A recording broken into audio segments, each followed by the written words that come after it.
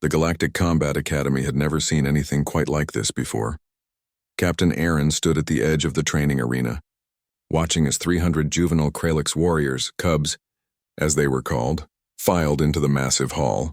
Each one stood nearly 7 feet tall despite their youth, their obsidian scales gleaming under the artificial lights, razor-sharp claws flexing with barely contained aggression. The air itself seemed to vibrate with their collective presence, a low rumble of growls and hisses creating an undercurrent of primal violence. The other instructors had retreated to the observation deck above. Aaron could see them through the reinforced transparisteel, their various alien faces twisted in concern. Commander Vexoth, a seasoned Thalorian warrior who had survived 3 wars, had pulled Aaron aside just an hour earlier. "You don't understand what you're dealing with," Vexoth had said, his 4 eyes blinking in rapid succession, a sign of genuine fear among his kind. Kralix cubs are uncontrollable. They haven't yet learned the discipline of their elders. When they're grouped together like this, instinct takes over.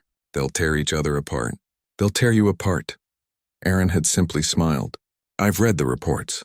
Reading and experiencing are different things, human." Their last instructor lost an arm. Their last instructor wasn't human. Now, standing in the arena with 300 apex predators staring at him with eyes that glowed like embers, Aaron understood why the others were afraid. The cubs were restless, shoving each other, snapping their jaws, working themselves into a frenzy. This was supposed to be their first lesson in advanced combat tactics, but it looked more like a powder keg waiting for a spark. One cub, larger than the rest, with a distinctive white scar across his snout, stepped forward. Rock. The file had identified him as the pack's natural leader, the most aggressive of an already aggressive species. "Human," Rock growled, the word barely intelligible through his fanged mouth. "We do not learn from prey." The arena fell silent. 300 pairs of eyes locked onto Aaron, waiting. This was the moment Vexoth had warned about. One wrong move, one sign of weakness, and the situation would explode into chaos. Aaron didn't move, didn't blink, didn't reach for the neural disruptor at his belt. Instead, he laughed. It wasn't a nervous laugh or a mocking one. It was genuine, rich with amusement, and it echoed through the suddenly quiet arena like thunder. "Prey?" Aaron said, his voice carrying easily across the space. "Is that what you think you're looking at?" He began to walk forward directly toward Rock. The cubs tensed, ready for violence, but something in the human stride made them hesitate. There was no fear in it, no uncertainty. Each step was measured, purposeful, like a predator closing in on a kill. "Let me tell you something about humans," Aaron continued, stopping just 5 feet from Rock. "We come from a world that tried very hard to kill us. Predators with fangs and claws? We had those. Venomous creatures that could drop us with a single bite? We had those too. Diseases, weather, hostile environments, our planet threw everything at us." He paused, letting his words sink in.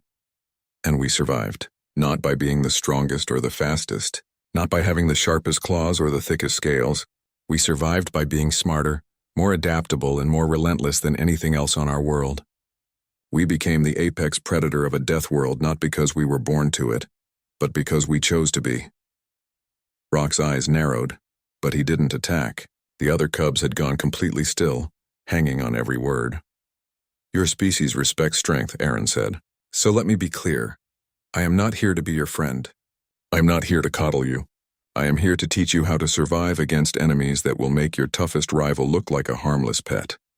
And if you think you can intimidate me, challenge me, or ignore me, try it.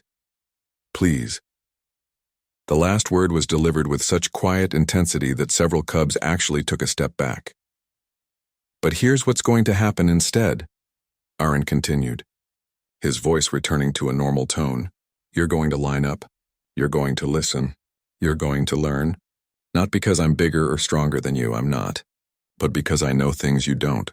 Because I've fought in battles where the only thing between me and death was the training someone like me gave to someone like you." He turned his back on Rock, a gesture so bold, so confident, that it sent a ripple of shock through the assembly, and walked back to the center of the arena. "Your previous instructor treated you like animals that needed to be controlled," Aaron said, his voice now addressing all of them. "I'm going to treat you like warriors who need to be forged. There's a difference." One assumes you're too stupid to understand discipline. The other knows you're smart enough to recognize when discipline will keep you alive. Silence. Total absolute silence. Then slowly Rock moved, not toward Aaron in attack but to the side, where painted lines marked formation positions. He stood at attention, or what passed for it, among the Kraliks and waited. One by one the other cubs followed. Within minutes all 300 were in formation, arranged in perfect ranks and files.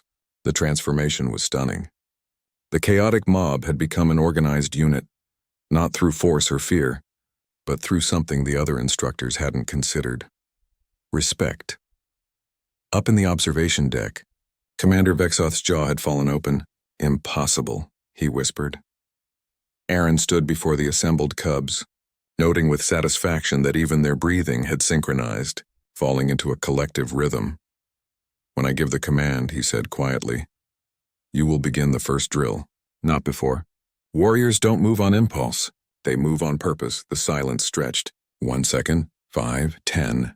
The cubs remained perfectly still, every eye on Aaron, waiting for permission to unleash the violence they'd been bred for, but channeled now, controlled, ready to be shaped into something greater. Aaron smiled. "Begin." The arena exploded into motion, but it was organized chaos now, each cub moving to their designated station, ready to learn from the human who had shown them that true strength wasn't about size or claws. It was about the will to master oneself first, and the enemy second, and that, more than anything else, was humanity's greatest weapon.